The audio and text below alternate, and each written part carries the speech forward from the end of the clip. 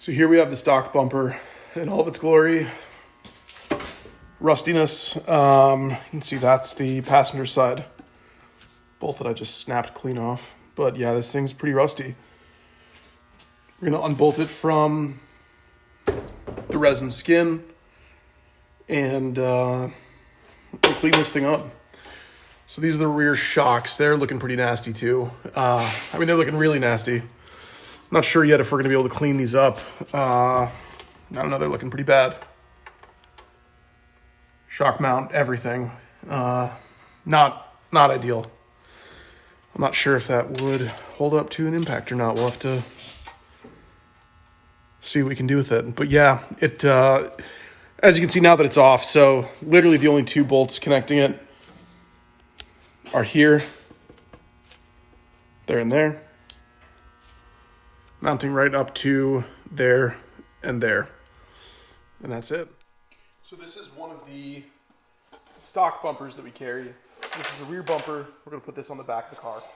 So this is just the one with the trim strip, standard stock bumper. This is how we're going to mount the rear cross members. So as you can see, this one's been painted black. What I did is put a bunch of POR, paint on rust dissolver gel on here, let that dry, and then painted it all in black, just rattle can, just to seal it up and, you know, whatever. It's not, these aren't pretty as it is. And you can see on the inside, I didn't really do much paint. This is the POR, it just sort of dried. And it'll be much more solid than it was before, that's for sure. No more rust, no more degradation of the rear cross member. So what we're going to do is, you can see here I've removed these two bolts here. So we've got one on the very outside of each side, so two left, two right. And as you'll notice, compared to the stock bumper, there was a lot more bolts. They're just not necessary. What you can do after this is bolt it in. You can either put some sort of tangs or supporting brackets if you wanted to fiberglass some more in, and then wrap around to either bolt into these holes or just wrap around. And I've seen people put like a flexible metal strip and then wrap it around here just to secure it. That's totally optional. It's not necessary to keep it on, but if you want it to be extra solid, that's, you know, fiberglass is easy to work with that way, and you can just add more material to it. First things first, we're going to remove the other two bolts, nut and washer. Already removed the two on the right side. Set these aside for a minute. And this cross member now just goes right on top of those bolts.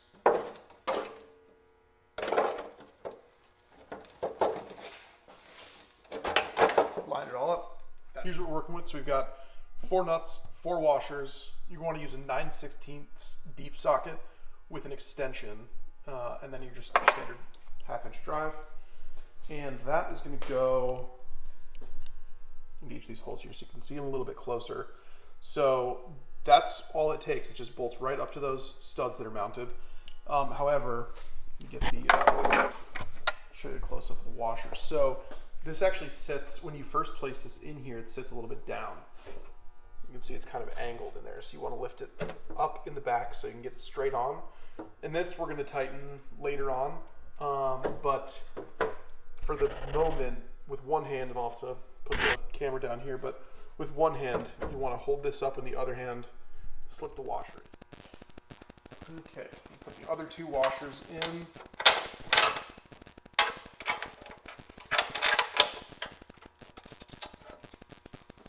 So at this stage, you'll notice it can sort of, you can still move it left to right. That's good, because it doesn't need to be fully centered just yet.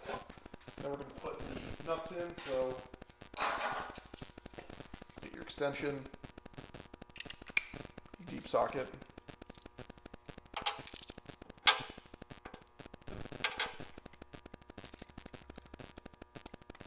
Okay, so try putting one in. Now, as you can see, the bolts are on there loosely. The nuts are just very, very lightly secured. This can still move around. You can still lift it up inside the skin, and you can still move it left to right. Not really with one hand, but still be adjusted left to right at this point. We've got 2 of these bolts. These are the ones that came out of the stock cross member. This is pretty rusty. I'm going to clean it up before it actually goes in permanently, but I want to just test with these, make sure it goes in okay, because what I'm going to have to do is hold this whole assembly up to the stock shock. And again, before it permanently goes on, this gets cleaned. I'm not going to run it this way, but for the purpose of getting this video done and showing exactly how it all goes together, this will do just fine. So this looks like it's going in okay. Going to test it on the other side. Looks fine. We're just going to want to get them kind of propped up in here. So we're going to pull this back out. And for the moment, I'm just going to rest it in here. We're just putting this bolt right in here for the time being. Do the driver's side as well.